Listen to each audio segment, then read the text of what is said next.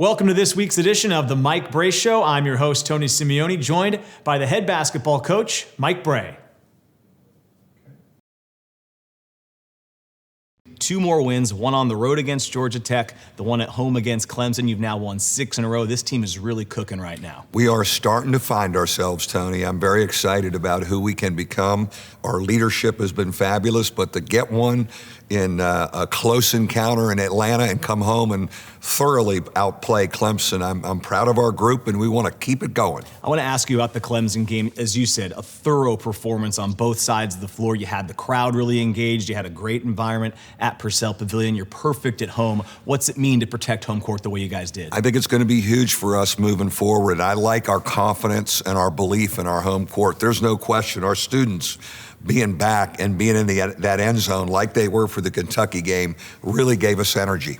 Coming up next, it's the Game Breakdown segment where we look back at all the men's basketball action. This is the Mike Brey Show presented by TireRack.com. Coach, let's start with the game against Georgia Tech on the road. You'd picked up a big first road win of the year in conference against Pitt. This seemed like a chance to validate that with a win in Atlanta. Going into the game, what was the mindset as you approached that second road win? Well, the one thing I know about playing down there, they've all been dogfights, and they've all gone to the buzzer, and we haven't won many of them. And we didn't get off to a very good start, but we kind of hung in there. And eventually our offense got in gear in the second half. You mentioned the offense figuring it out in the second half and how it wasn't a great start. One guy that I thought kept you afloat was Paul Atkinson Jr. I mean, he was 8 for his first 8 from the floor. He just seems to be so consistent. And now that he's about 2 months into this season, he's really gotten his feet under him at the ACC level. What did he give you in that game? Well, he has, Tony. I think he's really feeling it. And we brought him off the bench to kind of wake him up a little bit. I thought he wasn't as good the 2 previous games, but he came off the bench with great energy. And I think he's now adjusted to the energy needed to be playing in the ACC and the bodies that he's playing against. But he kept us alive scoring-wise in the first half. The other guy that kept you alive, too, was Blake Wesley. Gave you 22 points in the game. We'll talk about his big 3 towards the end. But, man, I think back to Illinois, too, when he had 24 on the road. When you have a freshman, you don't always know how they're going to adjust to the road environments at this level. He looks really comfortable when you guys are on the road. I've been really pleased with his maturity for a freshman, and now people are really coming after him. As you've heard me say, I think having a bunch of big brothers, seniors, and older guys as teammates, especially Prentice Hub, helps him. But there's a poise about him and a belief that's really cool to see for a young guy. All right, let's talk about late in the game here. And I want to go to what you were saying in the locker room at the end of the game, which was, let's keep finding ways. I thought this was a game where you guys certainly found a way. I want to ask, 61-57, you're down 2, I think just about 90 seconds left. And I remember on the call, I said, you have to score on this possession. You went to Dane Goodwin, got you a free throw line jump shot where he's nearly automatic. Just talk me through that play. Well, you know, we flatten the defense sometimes and just screen for him, and he does a great job curling, getting that elbow, and he's probably shooting about 80% on that shot. And so we figured we'd go to that. He delivered for us to keep us in it.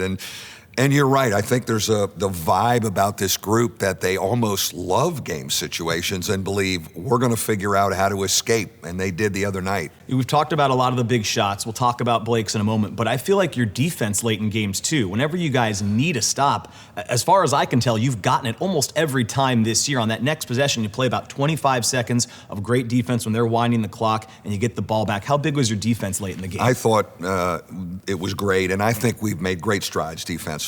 You know, it's a group now that is really connected defensively, whether we're playing man or whether we're in our zone. But it's a group that understands how to help each other and rotate. And you're right, we've gotten big stops at key times. So it's 61-59, less than a minute left here. I got to say, I watched the film. You can tell me if there's something more complex that I'm missing. This seemed pretty simple. Prentice Hub just kind of probed, went to the freshman, and Blake Wesley did not hesitate, just rose up and stuck the 3. What'd that tell you? You know, it kind of tells you the confidence that he has. And he is just really mature beyond his years in belief that he's going to make a big shot, make a big play. Obviously, we remember the Kentucky shot after having the disappointment of turning it over the possession before. There's a psyche there that's mentally tough already for a young guy. And the other neat thing about it, different guys have made big plays for us throughout this year. On the other side of the floor, I want to talk about a play. You guys managed to get the stop. Nate Laszewski grabs the ball, saves it under his own basket. I know as a coach you might have an issue with that, they get the steal and get one free throw. Something I saw Blake Wesley actually go to him, talk to him. I want to know what the huddle was like after that. A moment where maybe your team could have possibly felt deflated. Seemed like they rallied from that moment. Yeah, they really did. Nate felt bad because he was losing his balance, and he said, "Coach, I knew we should have called timeout." And he knew it, and I said, well, look, we're on to the next play. And I think not only Blake, but Prentice Hub, Cormac, just get on to the next play. We have been very mature about not letting things linger that are disappointing and kind of shaking them off and moving on. Okay, in that tone, we won't even talk about the end of regulation. We won't let it linger. Go to overtime. It's 64-64. And again, Prentice Hub, who had a quiet first half a couple times this year, hasn't had it going in the first half. Man, he steps up and hits that huge three from the corner for you. You know, he is a big shot maker down the stretch. You know, you can throw out his percentage throughout the game or how he's playing, but when there's a key shot to be made, he's got the ability to do it. And I think he loves playing off Blake Wesley, as many of them do, because Blake gets you easier shots once he gets to the lane. So you had the three-point lead to get another good stop. Then on the other end, I thought speaks to what you're talking about, everyone being able to step up. Nate Leszewski, who had not scored yet, knocks down a three to put you guys up 6 and really put the game in a spot where you can win it. And that's where what's cool about this group, Hub's made a big one, Blake's made a big one, Dane's made a big one, Cormac's made a big one, Nate's made a big one. You know, everybody's made a big one. Paul's made a big one. It's been by committee wanting to take and make big shots. I think if you're right, I think all 6 of those guys you named had a basket in the last 3 minutes of regulation and overtime. You get the win, of course. It's very exciting in the locker room. You said keep finding ways. But what do you think that road win did for your team's psyche going forward? I just think, again, another confidence builder for us. You know, the vibe around our group has grown so much to a more poised, a more believe in ourselves kind of thing, and really believe in close games we're going to get over the hump. I think it's 80% mental, and I'm going to keep convincing them that we win close games. Coach, thanks. When we come back, we'll look at Notre Dame's win over Clemson on the Mike Brey Show, presented by TireRack.com. It's now time to look at this week's game against Clemson, Coach. Coming into this game, Clemson really highly touted three-point shooting team, okay? They shoot it at 41% coming in. That's the 3rd best number in the entire country. So what was your focus as a coaching staff and team to prepare for this kind of attack from them? Guard the arc. Chase them off the arc. Switch out on stuff. Do whatever you need to do to make them more of a 2-point shooting team. One of the things that's really improved during this win streak is our 3-point field goal percentage defense. We were not very good early in the year. It's come down, and we've been more aware of shooters and scouting report and chasing those people off the arc. Let's talk about the start of the game. You guys went 6 for your first 6 from the floor. We talked before the game. I said, hey, what's one of the things you want to improve upon while you're in this win streak? And you said, I'd like to get off to better starts. Could you have gotten off to a better start? No, we couldn't have. And you know what? I think a big part of that was our student section and our crowd. You know, I think our kids seeing their classmates up there rocking and ready to go really juices us up. But we were efficient offensively. We got great looks.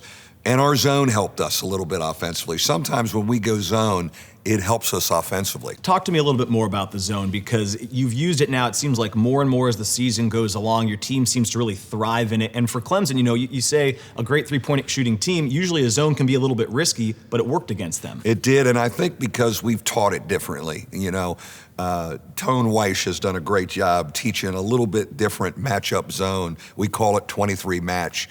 And our forwards are up, and we played it wide. Whereas against Pittsburgh, who didn't shoot it as well, you could play it tighter. And so it morphs into a different look given how good a shooting team you're playing against. Clemson, you fear that 3-point shot, but I thought we were out and we had them pushed out shooting deeper ones. Let's talk about Dane Goodwin, who we have a reason to talk about nearly every game. He's been in double figures every game this year. 15 points in the first half. You mentioned how efficient your offense was. He was 8 of 10 for the game, didn't miss a 3. Specifically at home, he's just giving you so much. What'd you like from him against Clemson? You know, he's become an assassin. The man is a killer. And, you know, he has been this way really since our June practices. He has been completely locked in. I think he's an ACC Player of the Year candidate. He's delivering on a high note, and he's got teammates that know we better get him touches and find him. We post him up. We put him all over the place. What was the message like in the locker room at halftime? Because you're up 39-22, you're up big by 17, but you have a Clemson team on the other side that you know can knock down some threes. I imagine there was a lot of cautious optimism in the locker room. No question.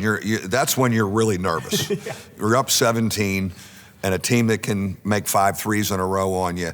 And that's why we probably didn't play as much zone in the second half. I just wanted bodies on people, and we talked about switching anything out on the perimeter if a three-point shooter was involved and make them more of a two-point shooting team. They did get some layups, but those count too, and we were scoring pretty efficiently.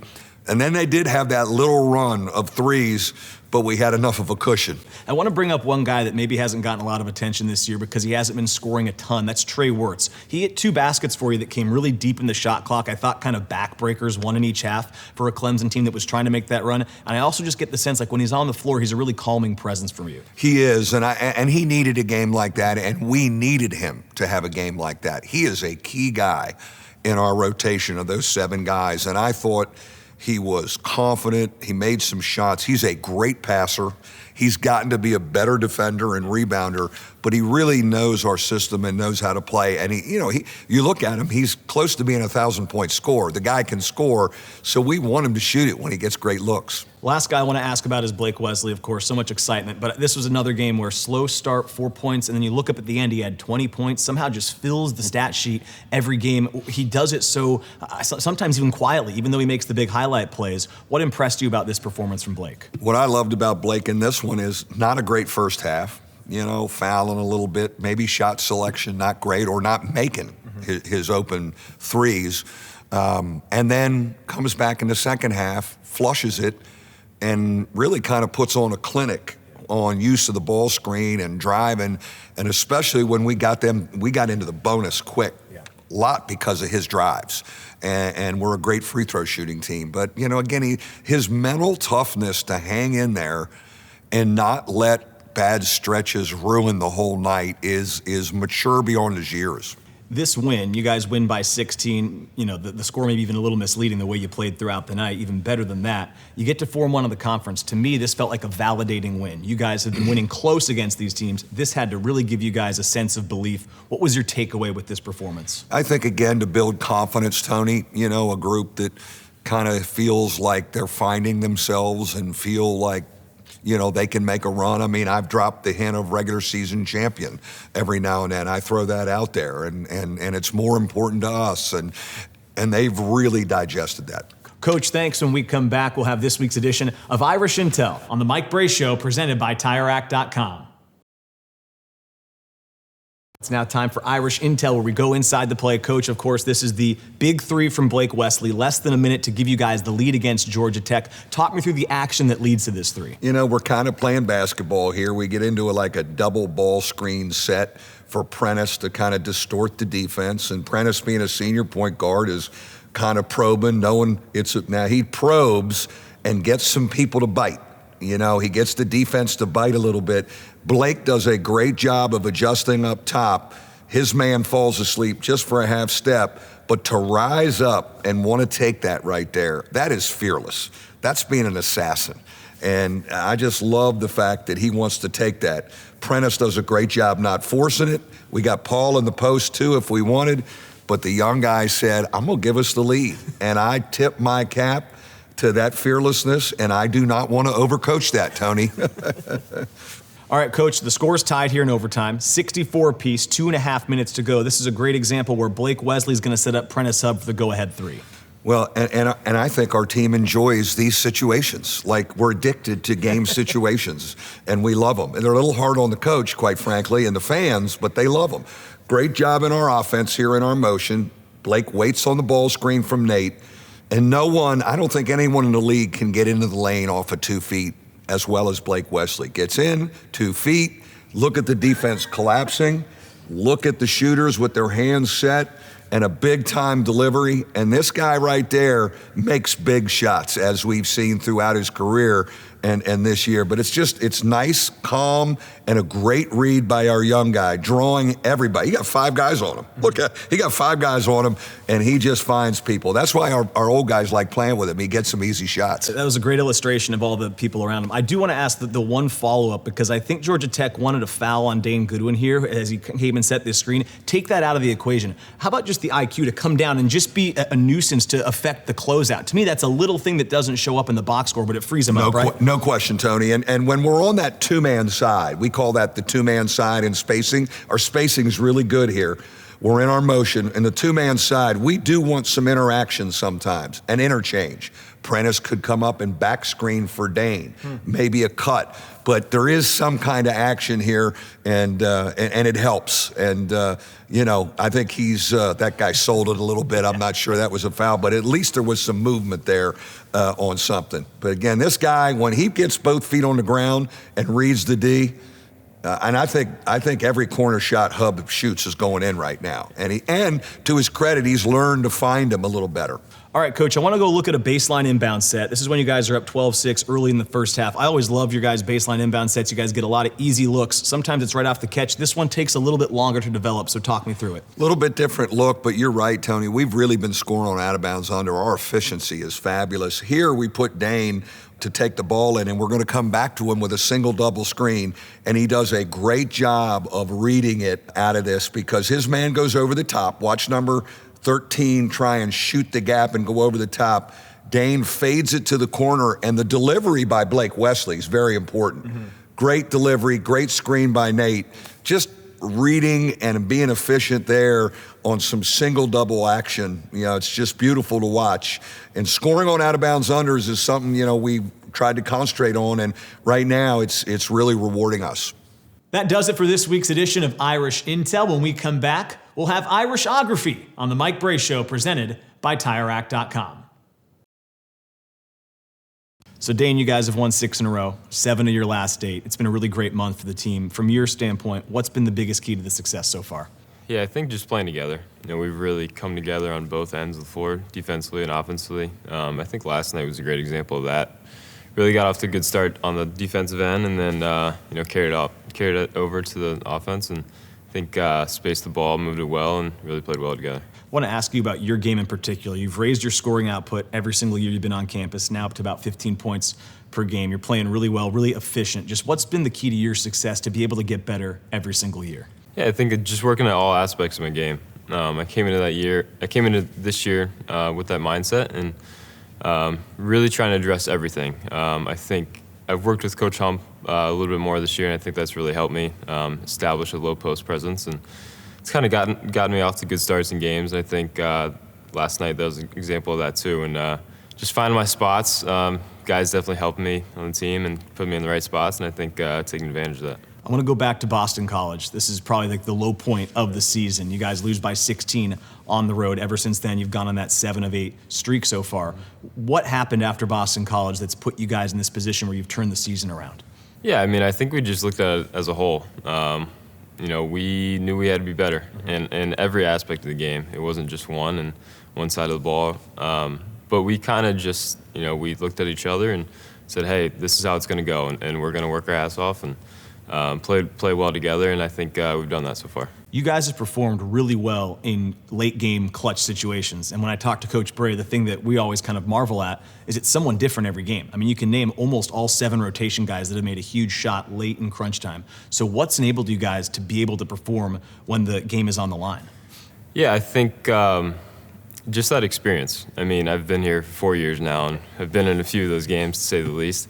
But yeah, I think just building off of experiences we've had so far, and in the past we haven't really been able to pull a lot of those out, and I think we have a new level of confidence when it comes to being in those situations. And Coach always talks about it. We've been in so many of those game situations. We practice it on this court over here, and I think we're a lot more confident when those times come up, and know what to do and how to handle it. I want to go back a few years now when you were making your decision to come to Notre Dame. If you can remember when you were a recruit, as you went through the process, what was it about Notre Dame that ultimately led to you coming here? I think it was a big decision, obviously, but I think it was everything: the school, basketball program, people. and just my love for the university. I think Notre Dame's such a special place, and it holds so many people to a higher standard. And I think that's really how I looked at it. I knew I'd be getting a great education and be coming into a great basketball program as well. And I think over the course of the past 4 years, I've really gotten better and made a lot of new friends, met a lot of great people, and I think that's only going to get better. What's something then, as you look back on the last 3+ years off the floor, not basketball, that you really appreciate or you have come to really enjoy about Notre Dame? Yeah, like I said, I've met so many great people around here, and I have a great group of friends as well. And it's nice to kind of have something outside of basketball. You're on the court a lot and you're focusing on that, but to step away and have a little time to yourself and hang out with friends, family, and I've been lucky enough to meet a few great people around here. You guys are in second place as of right now in the conference, but you're going on a big road stretch here. Just what's going to be the biggest key for you guys to keep the momentum going? Yeah, stay positive, and we got to play our game. We really talked about that, especially after the BC game. We really got to play our game, and we know what we're capable of, and how we're going to do it. And I think over the past 6-7 games, whatever it's been, we've really done that and played together. Dane, appreciate it. Thanks for the time. No problem. That does it for this week's Irishography. When we come back, we'll look ahead on the Mike Brey Show, presented by TireRack.com. Coach, you guys now are going on the road for 3 in a row. You guys have played really well at home. You started to figure it out a little bit on the road as well. You got Virginia Tech coming up. What's going to be the key as you go into this road trip? Well, with Virginia Tech, I thought it was the one team, we played them twice last year, that totally took our lunch money. They beat us up, they pushed us around, they treated us like the JV.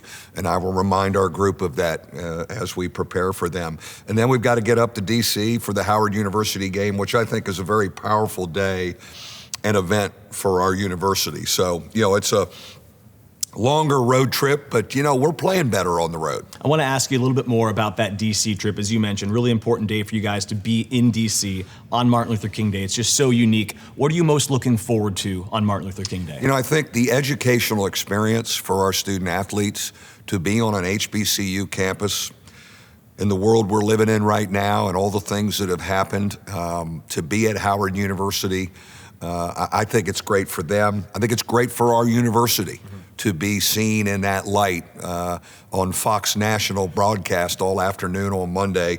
It's going to be very touching, I know, when we come out on the court on Monday. That does it for this week's Mike Brey Show, presented by TireRack.com.